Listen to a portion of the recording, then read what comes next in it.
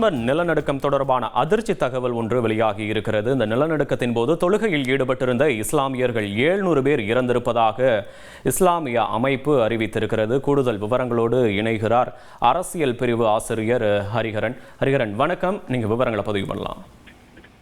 மியான்மர்ல ஏற்பட்ட பாதிப்பு உலகத்தை அதிர செய்திருக்கிறது. அதிகாரப்பூர்வமா ஒரு 1700 பேர் இந்த நிலநடுக்கத்தால, இந்த பாதிப்புகளால இறந்திருக்கிறாங்க அப்படின்னு சொன்னாலும் கூட ஒரு காம்ப்ளெக்ஸ் ஹியூமானிடேரியன் கிரைசிஸ் மியான்மர்ல அரங்கேறி வருகிறது. ஏனென்றால் மியான்மர் ஏற்கனவே உள்நாட்டு யுத்தத்தை சந்திக்கக்கூடிய ஒரு பகுதி.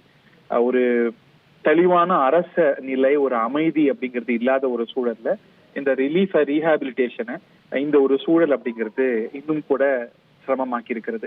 இந்த நிலையில தான் ஒரு தகவல் வந்திருக்கிறது. மியான்மருடைய ஒரு முக்கியமான இஸ்லாமிய அமைப்பு கூறியிருக்கிறது, 700க்கும் மேற்பட்ட தொழுகையில ஈடுபட்டவர்கள் இந்த நிலநடுக்கத்தால இறந்திருக்கிறாங்க அப்படின்னும், ஒரு 60 மசூதிகள் இதனால பாதிக்கப்பட்டிருக்கு அப்படின்னும் தகவல் சொல்லப்பட்டிருக்கிறது.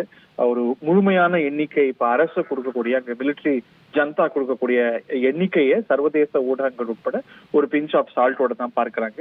இந்த எண்ணிக்கை, இந்த பாதிப்பு இதெல்லாம் கூட இன்னும் சில மடங்கு இப்ப நம்ம பார்க்கக்கூடிய எண்ணிக்கையோட அதிகம் இருக்கு அப்படின்னு சொல்லப்படுது. இந்த நிலையில தான் இந்த புனித ரமலான் மாதம், இந்த ரமலான் தொழுகைகள் அன்னைக்கு நிலநடுக்கம் ஏற்பட்ட வெள்ளிக்கிழமை நடந்துட்டு இருக்கும்பொழுது அவங்க எல்லாம் ஒரே இடத்துல கூடிய காரணத்தினால ஒரு 700 பேர் குறைந்தபட்சம் இதனால இறந்திருக்க கூடும் என்று ஒரு மியான்மருடைய தலையாய இஸ்லாமிய அமைப்பு ஒன்று கோரியிருக்கிறது. இந்த பாதிப்புகளுடைய வீரியத்தை நம்ம ஒவ்வொரு மணி நேரமும் கூடுதலாகவே பார்க்கின்றோம். அங்க ஹியூமானிடேரியன் ஒர்க்ல ஈடுபட்டவங்களுக்கு கூட அங்க தேவையான உதவிகள்லாம் கிடைப்பதில்லை.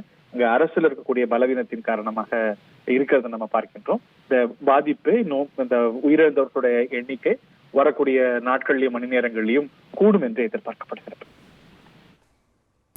உங்கள் விவரங்களுக்கு நன்றி ஹரிஹரன். செய்திகளை உடனுக்குடன் தெரிந்து கொள்ள உடனே சப்ஸ்கிரைப் பண்ணுங்க.